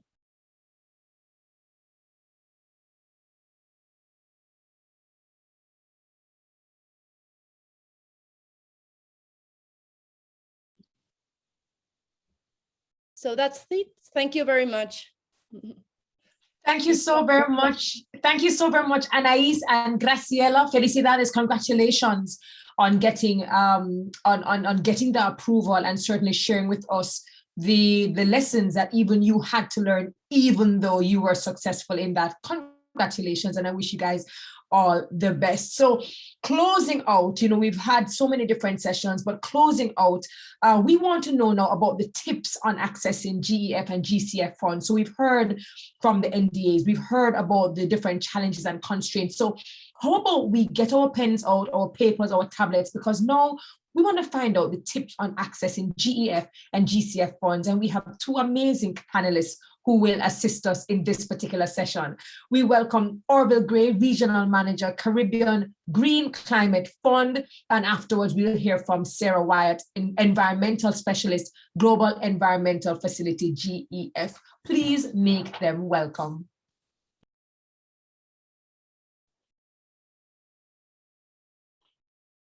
Morning, morning everyone. Well, good evening, everyone. Hope you all can hear me. Perfectly. And good morning to you for those of us on this side of the world. Yes. Great. Well, it's been a pleasure to be here, and I've been hearing all the wonderful things. And unfortunately, I have to keep a mask on where I am, so please do bear with me. And I'll skip through some of the things because quite a bit has already been discussed. But I just wanted to flag that, from the GCF perspective, we do try our best to provide support to our projects, our countries. We already have over nearly $10 million in funded projects from our first replenishment. We're looking at nearly $2 billion in projects in the Caribbean region, over 100 million in readiness. And in look at our global portfolio, we are in excess of $30 billion when you consider co-financing for climate change. So this is very significant despite the challenges. Over 173 projects with at least 127 of these on the implementation.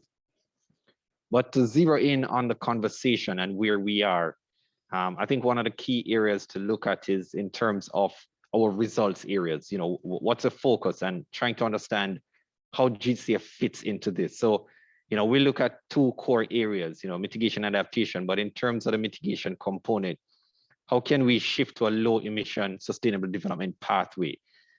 How do we address issues around low emission energy access and power generation, low emission transport, energy efficient buildings, cities and industries, and sustainable land use and forest management?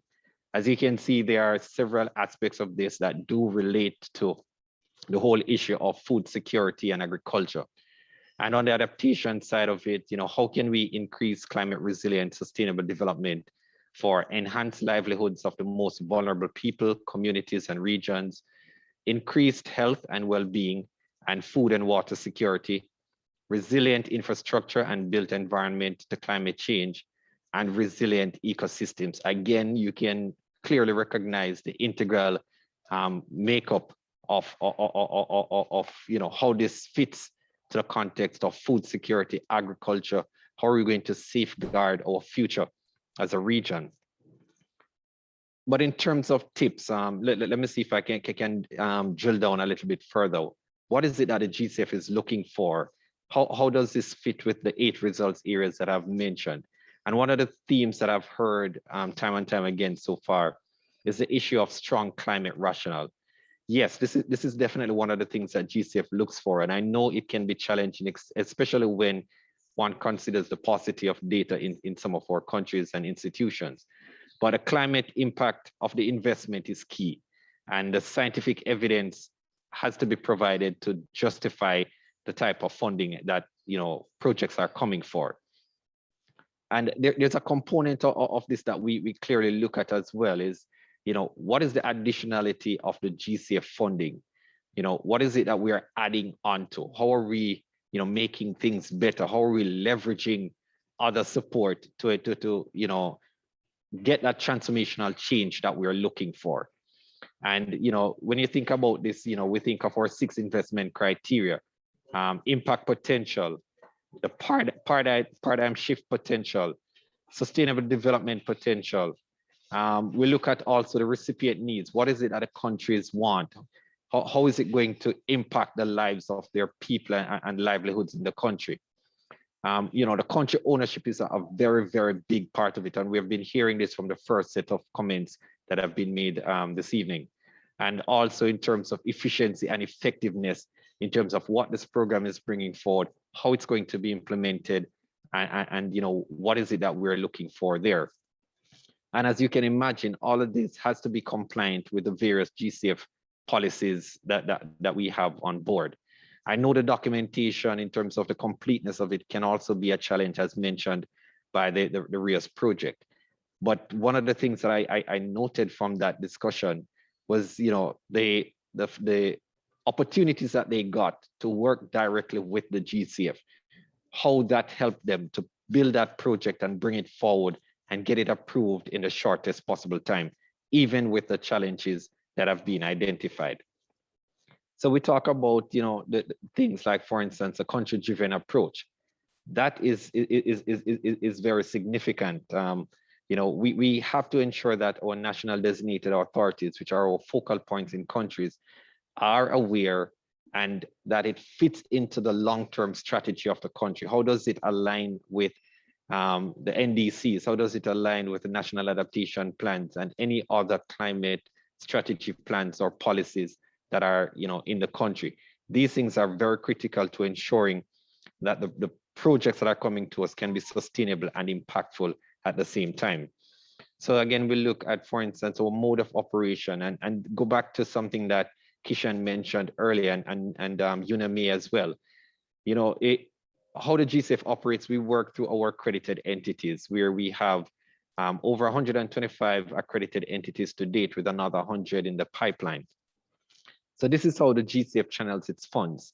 So to bring a project or concept to the GCF, the countries will need an accredited entity to do so. And then we have our 2 different groups, so the direct access entities and our international access entities. Our direct access entities can be subnational, national, or regional organizations. And generally, these are nominated by one of our national designated authorities, or in some cases, even more than one. Our international access entities now are, for example, our UN agencies, multilateral banks, international finance institutions, and other regional institutions. And here what we find is that, they tend to have a wide reach. So you're looking at, for instance, the UN FAO, who is partnering with this initiative. They have a wide reach and they have a deep expertise base. So they come to us on the pretext that they don't need to be nominated simply because of this potential. But the direct access entities, we do provide as much support as we can for them. The Mexico case that you heard, GCF provided technical support to help them to develop that proposal. And this is something that we've been doing in the Caribbean region as well, trying to identify where our project ideas are coming from, trying to understand how do these project ideas align with the country programs for climate change, for GCF funding, how does it align with the priorities of the country as explained in their various processes, and therefore ensure that there is buy-in from the country through the no objection procedure. Again, I do agree with Kishan that sometimes this can be a challenge depending on which accredited entity we're working with.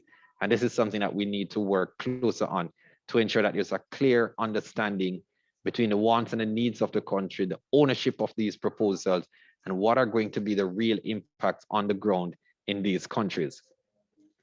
In terms of our financial instruments, we do use grants. And I know this is one of the contentious parts, because a lot of our countries have clearly stated that they cannot take on more loans. They have challenges.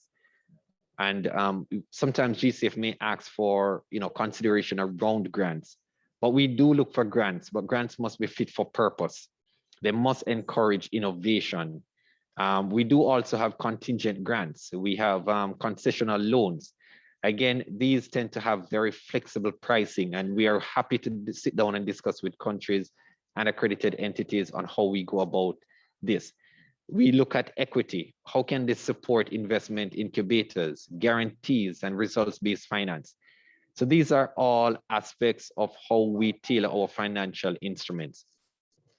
And co-financing, it is not required for all GCF projects. GCF can pay the entire cost of a project if it's justifiable, but available co-financing will be considered when assessing the potential efficiency and effectiveness of a proposed project. The private sector actors in particular can expect to be required to show that they will utilize GCF finance to mobilize additional resources, because as you can imagine, the private sector tends to come to us looking for, in most cases, some sort of a profit or reward at the end of the day. So we want to ensure that, when the private sector comes to leverage GCF support, that it is also utilizing additional resources, maximizing the scale of the types of projects that come to us. When you think about our private sector, we want to be able to support them in tackling climate change through de-risking climate and smart investments. So therefore, from that perspective, we want to encourage their support, because that will give us the high impact climate investment that we need, where the GCF can act as a market maker and be able to even offset risk and other impediments towards climate investments.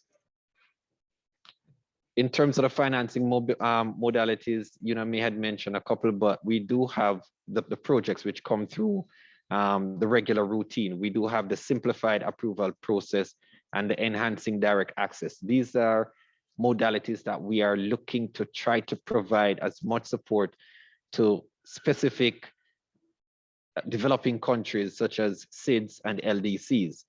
I mean, while every country can access it, we're trying our best to try to offer this support, because this is one area that both SIDS and LDCs have flagged as being important to them.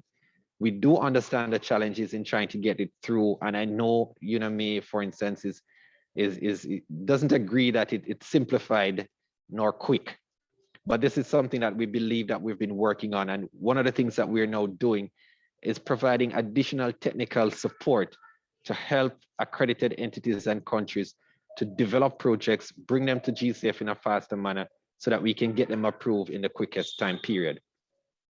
We have our project preparation facility, which offers up to $1.5 million in technical support to also help develop projects, to do the necessary feasibility studies and other assessments that are required to provide the data that needs to be the basis for these projects to be assessed. I think in the Caribbean region, we are now, for direct access entities, somewhere around 5 PPFs currently now under implementation, and a few others to come on board that are in the process. So we are looking to ramp up this kind of support. We are offering significant technical support to develop project ideas into concept notes as well. And that is something that we're continually having conversations with our NDAs about. I believe we're now in the process of completing one and trying to encourage another 2 for support.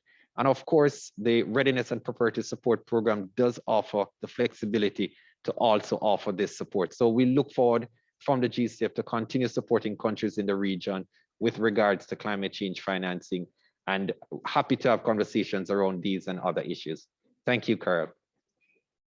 Thank you so very much, Orville. I know that you had a lot to pack in there, but I do appreciate it.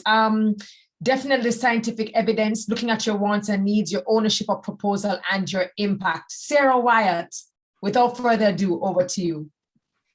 Thank you so much. I really appreciate the opportunity to speak to all of you and to talk about the JEF and providing some tips for access. Someone is kindly sharing my presentation. I'm always a little nervous about the technical side of things and having enough bandwidth.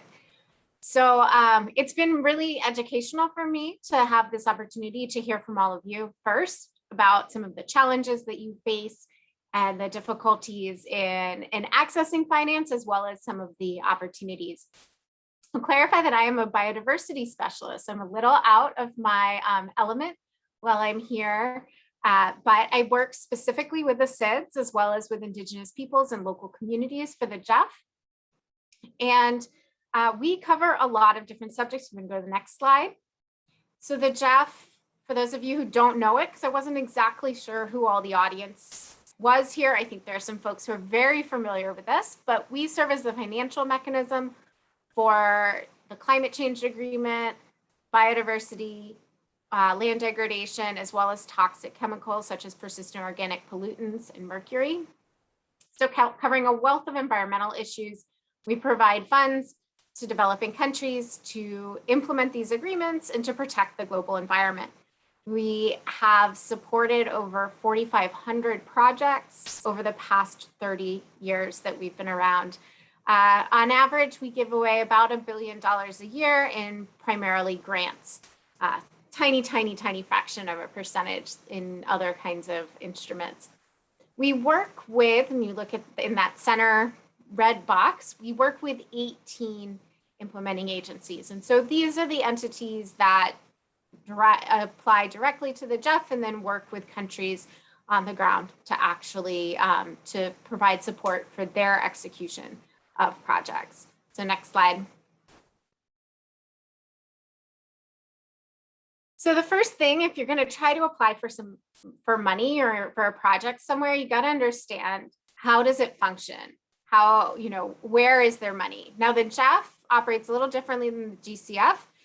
So every 4 years, we have an allocation system. And so this is called our STAR system, or the System for Transparent Allocation of Resources. They're just equations. We have equations and parameters, and that spits out numbers for how much every country gets over that 4-year period.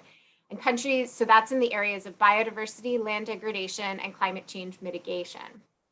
That's how much money you may have. If you have less than $7 million, you have full flexibility to use your resources however you'd like within those areas. What often countries in the Caribbean have done is maybe do a climate change mitigation project one cycle, then choose to do a biodiversity oceans project another cycle, then maybe something on agriculture and forestry or tourism or something else. So kind of moving between these different topics to kind of consolidate resources rather than trying to split things up, acknowledging just how much bureaucracy there can be.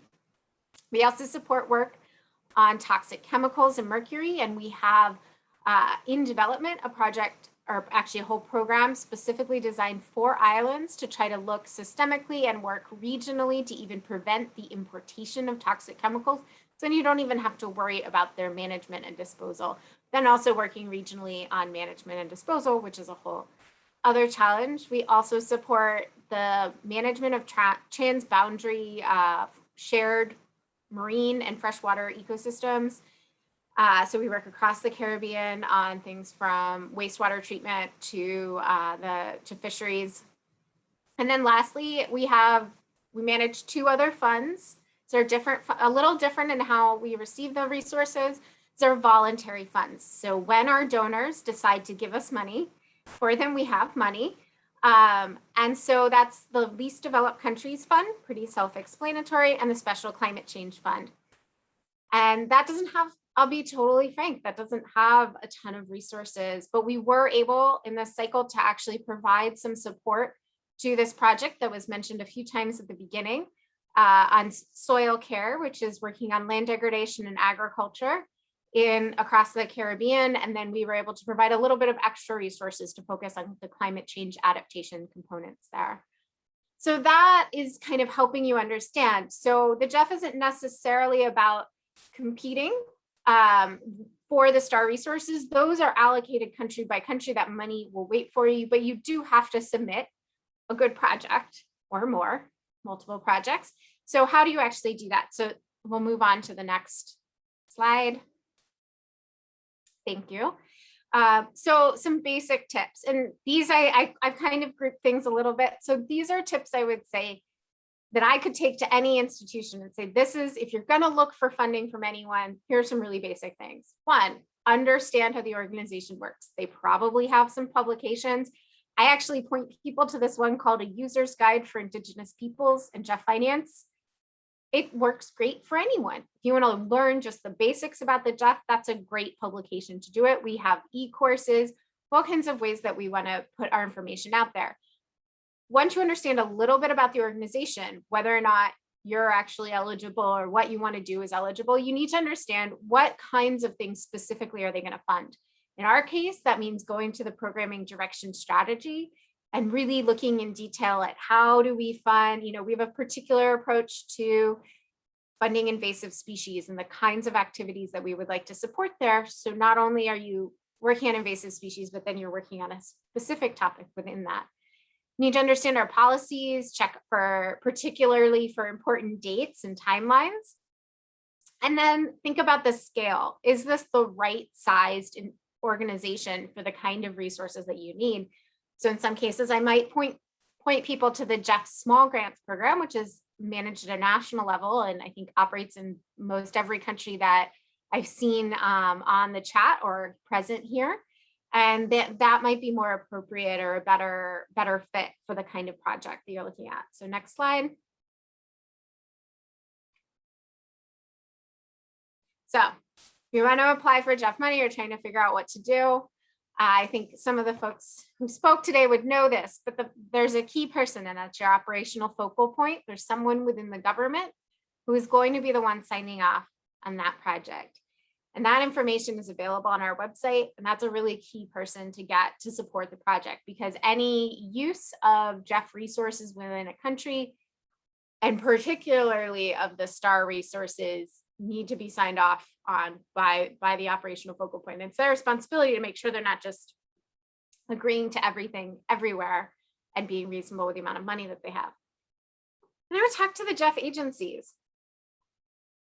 Here's the thing. So there's 18 options. I know we don't necessarily do some of the same accreditation that the GCF does, but countries hold a lot of power in this situation. It's up to the countries to set their priorities, decide who to work with, and design the projects. At the same time, agencies receive money, they receive fees to help with that kind of work. So it's not up to a country to have to come up with every detail and design the project in detail. That is up to the agency to provide that kind of support for you. So it's, it's a balance of you say where it goes, it's your intellectual product on some level, but at the same time, there are resources and support out there. I would also say to come talk to the GEF. So I'm not scary, I don't bite. Neither do my colleagues. I have really wonderful colleagues, and we're honestly kind of surprised how rarely we actually hear from most countries. So we have people called country support officers. You look for who your person is, or you talk to someone on the relevant particular subject, but they're always happy to find you the right person. And know your STAR allocation and what ongoing projects there are, so that you're not trying to duplicate what already exists. Okay, and then the next slide. And I think a lot of these would apply for both GCF, for ourselves, for everyone else, for most other probably donors out there. And I'll point out that GCF and GEF are both kind of these interesting institutions, because we are both donors and we're recipients, right? So the policies and procedures that we've heard some complaints about, and I'd say many of them are very fair, those are designed and approved by the governments who sit on our board. And so you can lobby for those to change as well. You can lobby for more money. You can lobby, within the negotiations, you can also lobby to change the rules of some of these things, or just, push for simplifying things and streamlining. So I'm getting some warnings about time, but I want you to think about focusing on results and the benefits that you're really delivering. Think about both systemic change and then on the ground activities. And I often ask people, like, how do we change the game board and not just move the pieces forward a little bit? So as an example, we heard from the Fondo Mexicano de Conservación, which is the Mexican Fund for Conservation. The Jeff helped establish that. The Jeff then helped them get going. And now here they are actually being the ones leading other people along and bringing them along. So even establishing an institution like that or changing their systems. Always thinking about whether something is replicable, scalable, looking for your co-financing and leveraging and bringing in those partners. And you're always going to have to talk about gender. You're always look for partners and try to be innovative in what you're doing, because that will be more attractive in all your activities. So with that, thank you so much. I think I have one last slide that just is my email address. Otherwise, I'm happy to answer any questions. Thank you. Thank you so very much, Sarah. Thank you to you and Orville. We understand that, it's a delicate balance between accepting different kinds of proposals, but also holding up your criteria and your eligibility. But I certainly liked how you grouped, what we need to understand in terms of the systems, understand the strategy, understand the policy, understand the scale. And I think when we have those kinds of tips, and we put it with everything else that we've learned and we've researched, we stand a better chance of getting that finance. So thank you very much for that, Sarah. So I know that we're basically coming to the end of the regional dialogue, and I have 3 questions. I have 3 questions here. I still have some of my panelists here. So anyone who wants to take any question, or if you think you have a value to add to this particular question, certainly you are invited. So from Yvonne, I believe Yvonne is from Jamaica, if I'm not mistaken. She's been very good in terms of her participation all day. She says, we in the Caribbean have engaged in many initiatives to ensure greater access to healthy food. However, this doesn't seem to change the standard of living of the local communities. How will this initiative differ in terms of impact at the grassroots levels? And I'm not sure if anybody in terms of any of our panelists can really take on this question. But, how do we deal with this, where we might get the financing, we have the initiatives, we want to ensure this greater access, and yet still the persons at the grassroots level, the farmer, the local communities are still not elevated economically. How do we tackle that? Don't you all go at once. Leroy, okay, let me hear from Leroy. Go right ahead. I think Leroy has a raised hand. Yes, okay. Yeah, thanks, okay. Yeah, I wanted to put the video, but something is prevent. So we submitted a proposal to the GCF. It's a $20 million US project that was submitted to the GCF along with our accredited entity EFAD. So we know that agriculture is a priority. Okay. So we can hear that agriculture is a priority. We're listening. Okay, so we know that agriculture is a priority for Belize.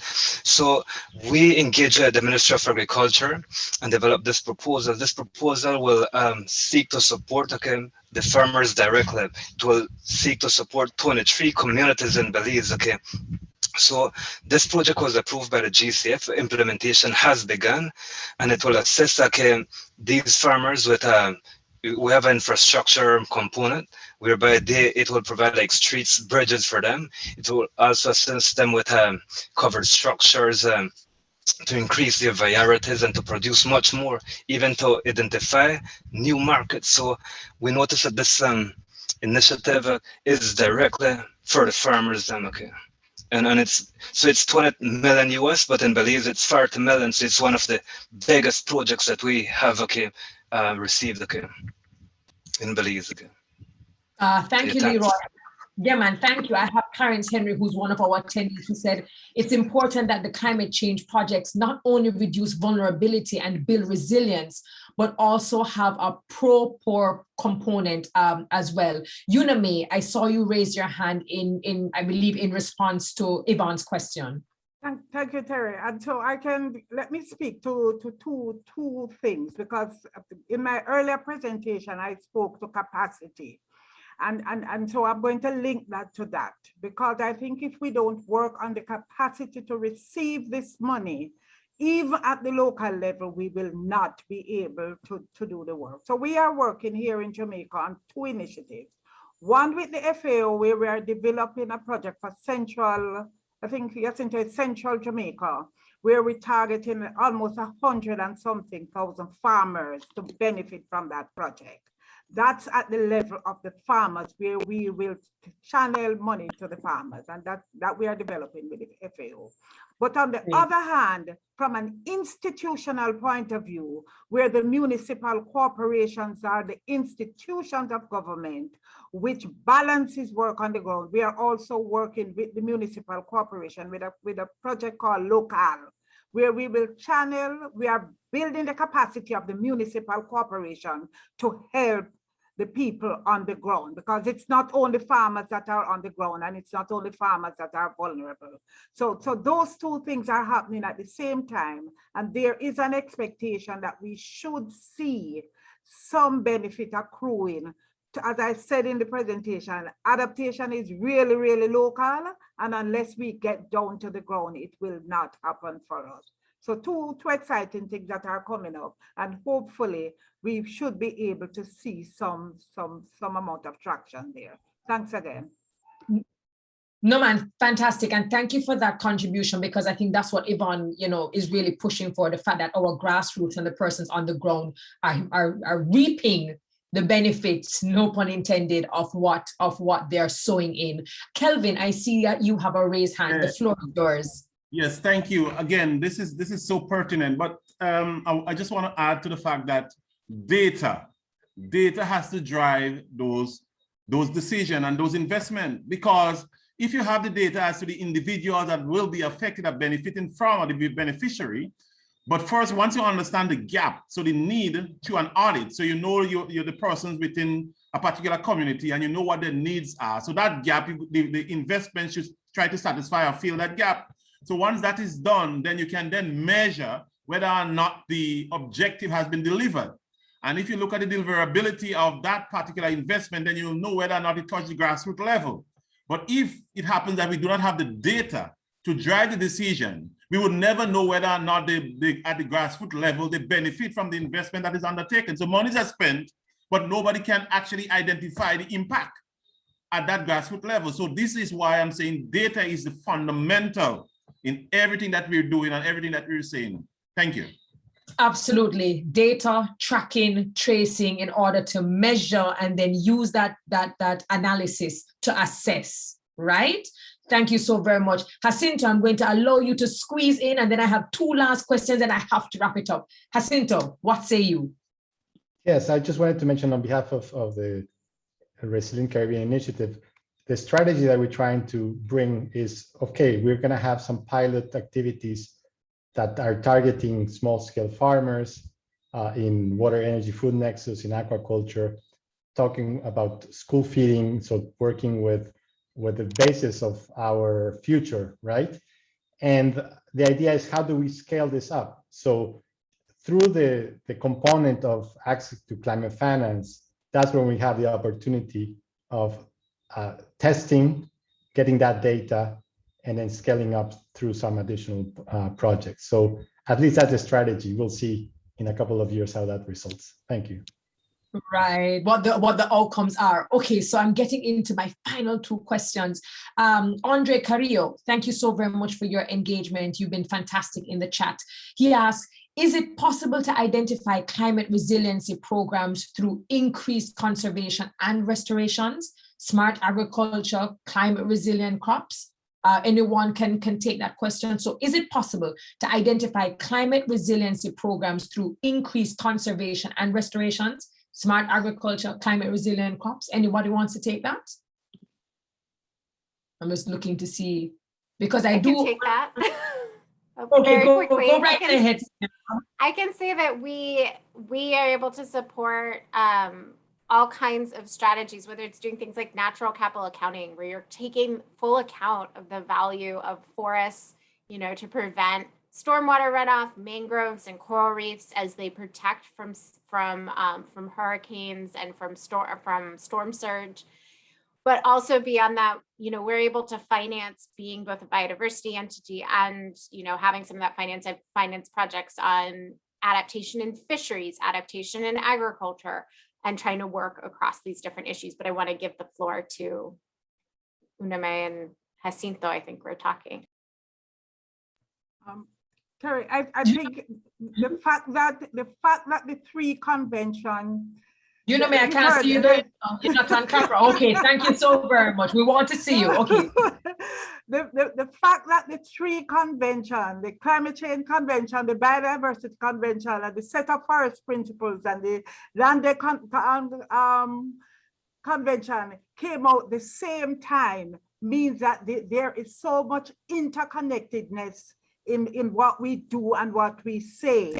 So there cannot be any resiliency building unless we protect the biodiversity there, unless we protect the nature, unless the soil is protected, unless the forest. So that interconnectedness of what we do. And at this time, I think we are doing a comprehensive study here in Jamaica on nature-based solutions, what we call nature-based solutions, a huge support from the GCF, from the Green Climate Fund, to do a real assessment of nature-based, how we treat with nature-based solutions within the climate space. And I think that we will have some work to share in probably soon. I take the issue from Kelvin about data. We continue to say data is our new oil. And unless we collect that, you know, it should not be the oil, but it is our new oil. In climate change, data is our oil. I'll leave it there. Thank you, Terry. Sure, for sure. I actually say data is currency, and not just any data, not just big data, but smart data. Taking that data and making it smart. That is really where the objective is. So the very final question, I mean, after hearing all of the kinds of insights and input from our panelists, Nicole Cole asks, will there be a concrete plan of action and a task force established at the end of this summit to implement all the erudite as well as eclectic ideas? I think this is probably a I see all my panelists laughing. I think this is more of an OECS question. But would anybody like to weigh in on that? You know, will there be any concrete plan of action? We have so many panelists from different territories with a lot of commonalities, but with a lot of lessons learned that we can exchange healthily. So will there be some sort of task force, some Captain Planet with all of you being a part of that task force? Look at everyone smiling. Nobody wants to give me any concrete answer. I can give you just a quick answer. It wasn't planned that way. It wasn't planned that way to have a task force after this. But what I think, at least some of the questions that were behind the idea that we had is, how do we start working in a programmatic way, right? Yes. How do we build together projects that are for the entire region? How do we work across agencies? How do we work with different donors so that we have increased impact? And I think that's the type of task force that we're looking for. So I'll just leave it there. I love you. You know me, I give you the last say. Final word, Terry, because we are now advancing a proposal in the region, again with the support of the GCF, and this is a regional initiative that is led by Jamaica, looking at coherence and complementarity on programs and projects across the region. And therefore, this will provide some amount of data. What are the, among donors, among issues, among projects, right across the region. And that is being led by us as well, supported also by the Caribbean Development Bank. Well, listen, thank you so very much to Una May, to all of my panelists. I truly appreciate you. Thank you for your insights. This has been the Regional Dialogue on Access to Climate Finance, Mexico Caricom FAO Initiative, facilitating access to climate and environmental finance for resilience and adaptation to climate change. We've launched the poll there. We want to hear from you. Your feedback is gold to us so that the OECS can always see how they can improve on the experience that they make for you. This has been day one of SDM. It is now 12:40 a.m. on my side of the world. It has been a pleasure to serve you in the capacity of host for day one. But don't forget, you have second day coming up tomorrow. And if you think today was a great day, you can't even imagine what we have in store for you. Please be safe. Take care of yourselves for 2021. Do your research, get your data, ensure that you are collaborating rather than competing, and let us see how we can stand together. The theme for the 2021 SDM Summit is still One Caribbean. Dare to stand together. I dare you. I am Dr. Terry Carell-Reed, and I bid you adieu. Take care, everyone. Bye-bye. Thanks, everyone. Bye-bye. Thank you, everyone. Bye. Yeah, thanks again.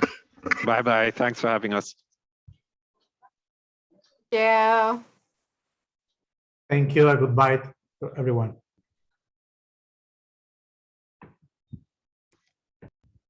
Gracias, Graciela. Muchas gracias. Gracias, Anaís. Chao.